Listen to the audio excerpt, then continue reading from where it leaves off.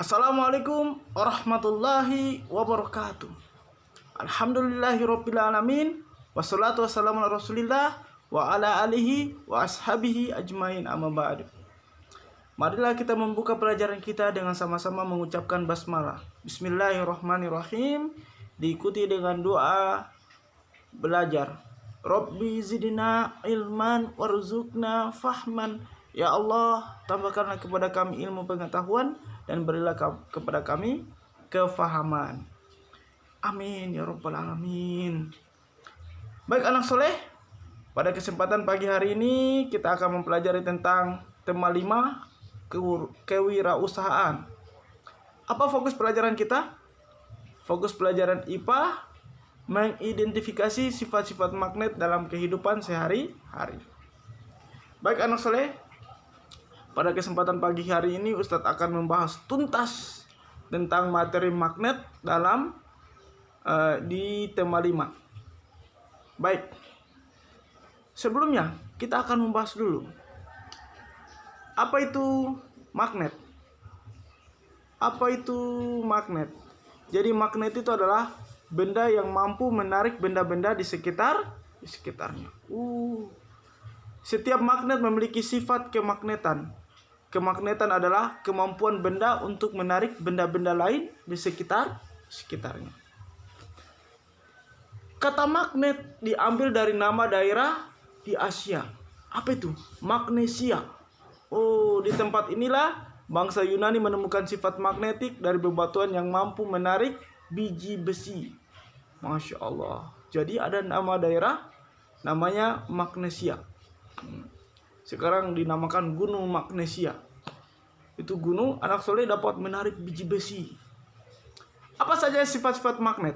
Sifat-sifat magnet itu banyak sekali. Dan kalau seandainya kita sering bermain-main dengan magnet, ada magnet yang bulat-bulat biasanya kita mainkan, dipakai untuk gelang dan rantai. Kita bisa dapat mengidentifikasi sifat-sifat magnet. Apa saja sifat-sifat magnet? Sifat-sifat magnet itu pertama adalah magnet hanya dapat menarik benda-benda tertentu dalam jangkauannya. Artinya tidak semua benda dapat ditarik. Dan hanya bisa ditarik sesuai dengan jangkauannya. Kalau jaraknya jauh, sedangkan kekuatan magnetnya kecil, maka dia tidak bisa menarik benda tersebut. Ada lagi yang kedua, gaya magnet dapat menembus benda. Semakin kuat gaya magnetnya, maka semakin tebal pula benda yang dapat ditembus oleh gaya tersebut. Paham saya. Misalnya ada magnet, satu magnet kita letakkan di balik tangan kita misalnya. Sedangkan magnet yang lain kita simpan di bagian tangan yang lainnya. Ketika kita tempelkan anak soleh, menempel. Padahal terpisah oleh tangan. Itu berarti gaya magnetnya kuat sehingga dapat menembus benda. Masya Allah. Apalagi sifat magnet yang ketiga adalah magnet mempunyai dua kutub, yaitu kutub utara dan kutub selatan. North and South. N dan S. North and South. Kutub utara dan kutub selatan. Apalagi sifat magnet berikutnya. Apabila kutub yang sejenis didekatkan, maka akan terjadi tolak menolak. Misalnya kutub utara didekatkan dengan kutub utara, maka akan saling tolak menolak. Namun apabila kutub utara dan kutub selatan didekatkan, maka akan saling tarik menarik. Kalau berbeda kutub, maka tarik menarik. Kalau sama kutubnya, maka akan tolak menolak. Apalagi yang kelima, medan magnet akan membentuk gaya magnet. Semakin dekat benda dengan magnet, maka medan magnetnya semakin rapat, sehingga gaya magnetnya akan semakin besar. Demikian pula sebaliknya. Ada medan magnet anak soleh. Jadi medan magnet itu, misalnya kita letakkan magnet di atas meja, lalu kemudian kita meletakkan benda yang dapat ditarik magnet di sekitarnya.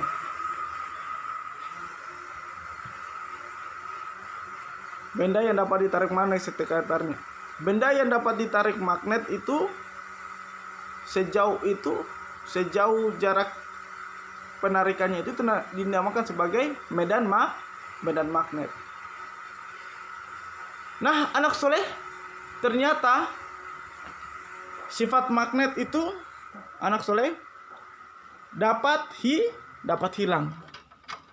Sifat magnet dapat hilang. Hah? Kenapa bisa, Ustadz? Sifat magnet dapat hilang.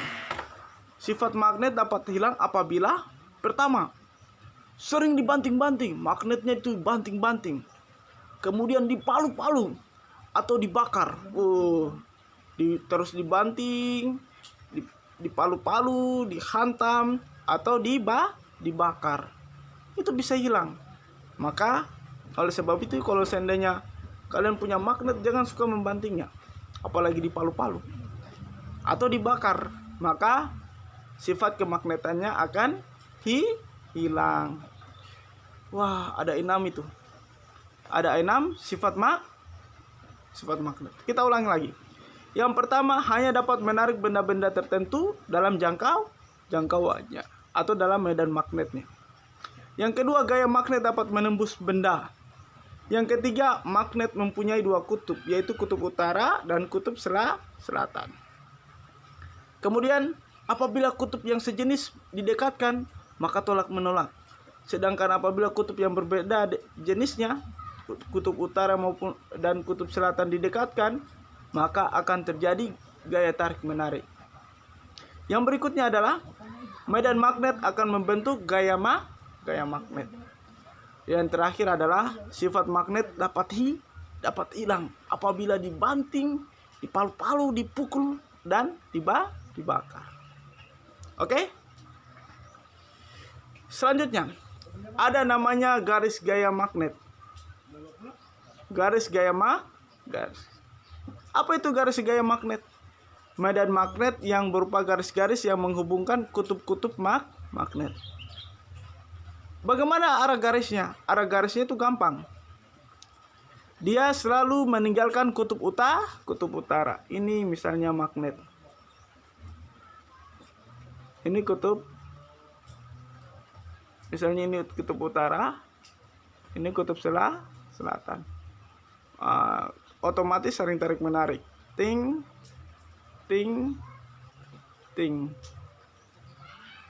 Di manakah arah panasnya?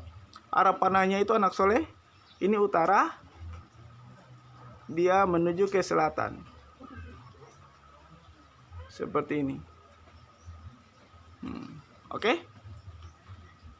Arah panahnya selalu menuju ke selatan. Atau arah panahnya meninggalkan kutub utara.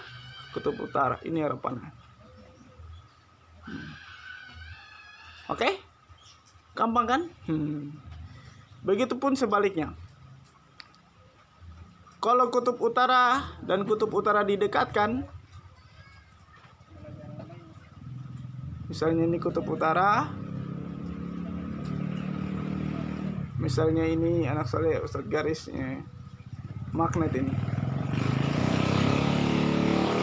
Ini kutub utara, ini kutub utara. Apabila didekatkan anak soleh, ternyata terjadi penolakan. Iya.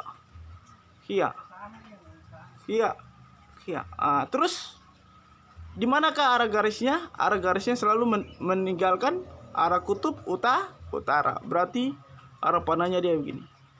Meninggalkan. Oke?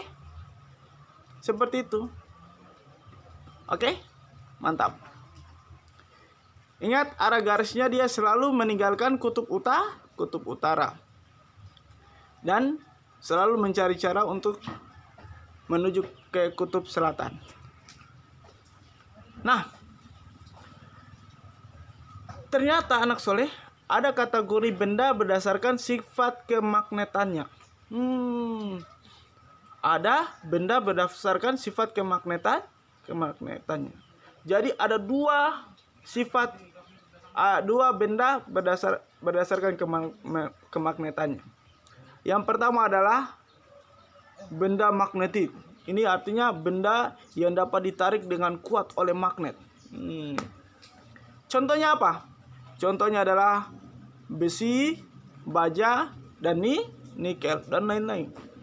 Dia ini adalah termasuk benda ferromagnet. Dia mampu ditarik dengan kuat oleh magnet. Ada lagi yang dinamakan sebagai benda non magnetik. Ini yang kedua. Tapi ternyata anak soleh ada benda yang bisa dikatakan juga magnetik dan juga tidak magnetik, karena ditarik oleh magnet dengan lemah, bahkan hampir tidak bisa ditarik. Ada juga yang memang tidak bisa ditarik oleh magnet. Jadi benda non magnetik dibagi lagi menjadi dua. Apa itu? Paramagnetik dan diamagnetik. Paramagnetik. Kalau paramagnetik anak soleh, dia ditarik dengan lemah sekali. Bisa ditarik tapi lemah. Contohnya apa? Contohnya aluminium, platina, magnesium, titanium, dan tungsten. Jadi seperti itu anak soleh. Ditarik tapi lemah sekali. Misalnya aluminium itu yang panci-panci yang ibunda kalian punya. Panci aluminium ya, bukan panci besi atau baja. Panci aluminium itu ketika didekatkan dengan magnet, kita kasih menempel. Kadang dia menempel, kadang pun tidak. Karena dia termasuk benda paramagnetik, ditarik dengan lemah oleh magnet. Dapat ditarik tapi lemah. Benda berikutnya, ini benar-benar tidak bisa ditarik oleh magnet, yaitu diamagnetik. Sama sekali tidak bisa ditarik oleh magnet. Misalnya apa? Emas, seng, merkuri, minyak, air, kayu, plastik, tanah, udara, dan lain sebagainya. Itu adalah benda-benda yang tidak bisa ditarik oleh magnet. Sama sekali tidak bisa ditarik, itu adalah diamagnetik. Yang dapat ditarik tapi kecil, lemah, namanya paramagnetik. Oke? Nah, macam-macam bentuk magnet. Macam-macam bentuk magnet ini sebenarnya magnet yang dibuat dalam beragam bentuk. Sekarang juga kita bisa mendapati magnet dalam bentuk bulat. Hanya tidak jelas dia mana kutub utara, mana kutub selatan. Nah, magnet ini kita bagi menjadi umumnya ada 5. Umumnya ada 5. Yang pertama magnet batang. Ini yang magnet batang. Dia berbentuk seperti batang. Yang kedua silinder. Ini silinder. Yang ketiga jarum. Ini seperti jarum. Yang keempat seperti ini. Yang kelima ladam. Magnet ladam itu atau tapal kuda. Kenapa dikatakan tapal kuda? Karena modelnya, bentuknya seperti sepatu kuda. Kalau kalian lihat kakinya kuda itu bagian bawahnya mirip seperti gini. Jadi dia bukan tapi dia mengerucut di bagian ujungnya. Jadi begini modelnya. Mengerucut.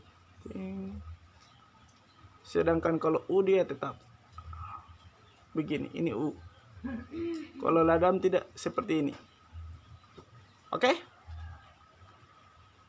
Macam-macam bentuk magnet. Yang pertama magnet batang, magnet silinder, jarum,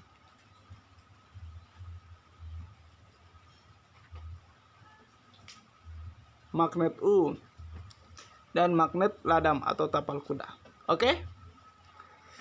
Nah, anak soleh, ternyata ada jenis-jenis magnet. Secara garis besar ada dua. Ada magnet alam dan ada magnet yang dibuat. Magnet alam kita sudah mengetahui bahwa dia memiliki sifat kemagnetan secara alami. Itu artinya tidak ada campur tangan manusia. Contohnya apa? Contohnya pada Gunung Ida di daerah Magnesia. Ada gunung namanya Gunung Ida di daerah Magnesia di wilayah Asia. Dia mampu menarik benda-benda di sekitarnya berupa biji besi. Wah, orang-orang kaget pada saat itu. Kalau seandainya ada kompasnya berputar tak tentu arah karena di sana adalah daerah magnet. Ternyata ada magnet seperti itu. Bahkan bebatuannya dikatakan sebagai bebatuan magnetik. Ada lagi magnet buatan. Magnet buatan itu magnet yang dibuat oleh manusia. Wah, seperti tadi itu magnet batang, magnet silinder, dan magnet ladam itu dibuat oleh manusia. Termasuk itu magnet jarum. Magnet jarum itu biasanya dipakai untuk kompas. Jadi kompas anak soleh, prinsip kerjanya sebagaimana prinsip kerjanya magnet. Selalu menunjuk arah utara dan selatan. Sedangkan magnet buatan anak soleh, magnet buatan dibedakan lagi menjadi dua. Ada magnet tetap dan ada magnet sementara. Magnet tetap itu sifat kemagnetannya bersifat permanen. Meskipun proses pembuatannya sudah dihentikan. Wow, ada magnet seperti itu anak soleh. Permanen. Kayak kalian lihat itu magnet yang bulat-bulat itu yang sering kalian gunakan bawa di sekolah. Itu juga sifatnya permanen. Sudah dihentikan produksinya, tapi masih juga bisa menarik benda-benda di sekitarnya. Sedangkan ada lagi namanya magnet sementara. Magnet sementara ini hanya dibuat pada saat memproduksinya saja, hanya bersifat sementara. Oke. Terus Ustadz, bagaimana cara membuat magnet? Cara membuat magnet itu ada 3 caranya. Pertama dengan cara menggosok, kedua dengan cara dialiri arus listrik, dan yang ketiga adalah dengan cara induksi. Dengan cara menggosok, dengan dialiri arus listrik, dan yang ketiga adalah dengan cara induksi. Induksi itu apa? Imbas atau sisa-sisa kemagnetan. Imbasnya. Baik, kita bahas dulu. Cara menggosok. Ingat anak soleh, cara menggosoknya itu bagaimana? Harus satu arah. Tidak boleh digosok-gosok tek. Tidak boleh digosok begitu. Tetapi cara gosoknya dia seperti ini anak soleh. Gosok. Habis itu gosok lagi begini. Habis itu gosok begini. Begini diulang-ulang terus, satu arah. Sik. Oke? Kalau beda arahnya, maka magnetnya gagal dibuat. Yang kedua adalah dengan dialiri arus listrik. Coba kita lihat. Ini paku dihubungkan dengan baterai. Dan ternyata ketika paku ini dialiri listrik dari baterai, maka dia kemudian dapat menarik paku. Begitu. Oke. Yang berikutnya adalah dengan cara induksi atau influence atau imbas, yaitu apabila kita mendekatkan atau menempelkan dengan magnet. Misalnya ini. Magnet ditempeli paku. Magnet ini tempeli paku. Lama kelamaan pakunya itu ternyata anak soleh dapat menarik benda-benda seperti serpihan-serpihan besi atau biji-biji besi yang kecil. Itu namanya caranya induksi. Misalnya ini lihat. Ini magnet. Ustadz tempeli di sini paku. Nah, ternyata lama kelamaan di sini biji-biji besi. Lama kelamaan paku ini kemudian dapat menarik biji-biji besi itu. Tak melekat di sini, melekat sini. Itu namanya, caranya adalah induksi. Seperti itu anak soleh, ya. Besi atau paku dilekatkan dengan magnet. Lama kelamaan paku tersebut dapat menarik benda-benda di sekitarnya. Itu namanya cara induksi. Ustadz ulangi lagi. Cara membuat magnet ada 3. Pertama digosok.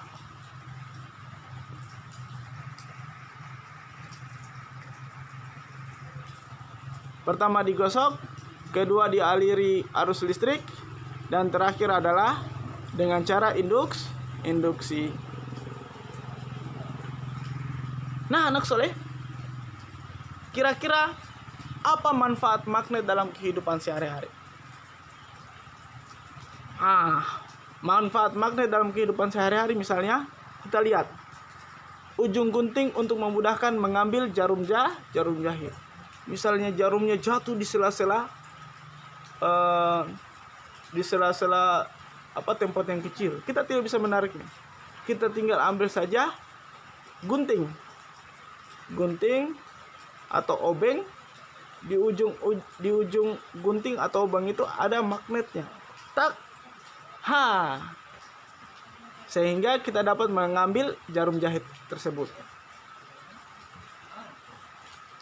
Apalagi bel listrik untuk menggerakkan pemukul lonceng. Diberikan arus listrik pada belnya kemudian langsung bergerak. Sehingga dia mampu memukul lonceng. Papan catur agar buah catur tidak mudah terguling. Ini ada papan catur besi. Kemudian ada kompas sebagai penunjuk arah utara dan selatan. Dinamo sepeda dan generator untuk membangkitkan tenaga listrik. Ternyata dinamo dan generator itu di dalamnya ada berisi kumparan. Kumparan itu ternyata di dalamnya mengandung medan magnetik. Medan magnetiknya bisa terpicu apabila dialiri oleh arus listrik.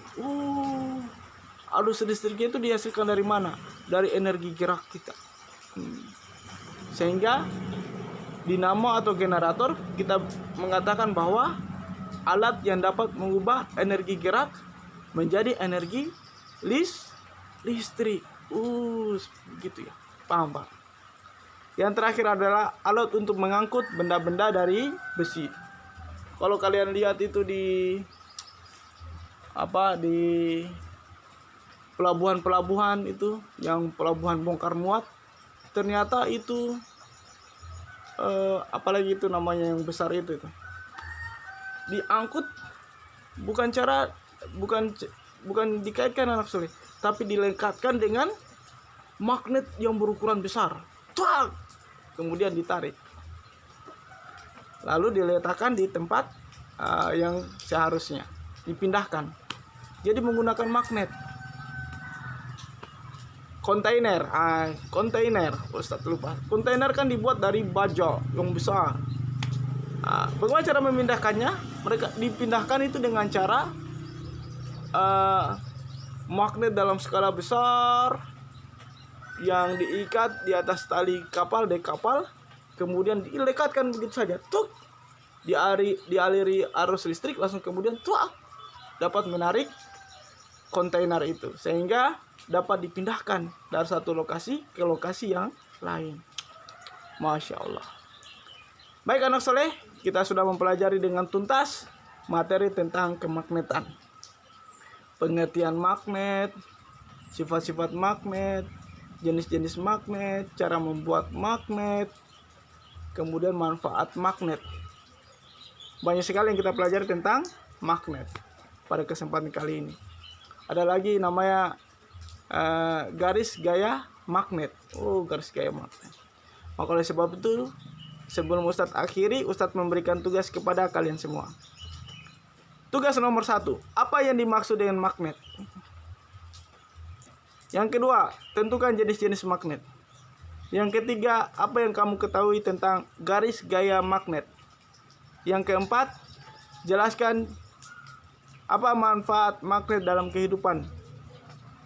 Yang kelima, jelaskan cara membuat magnet. Yang keenam, bagaimana cara menghilangkan sifat kemagnetan.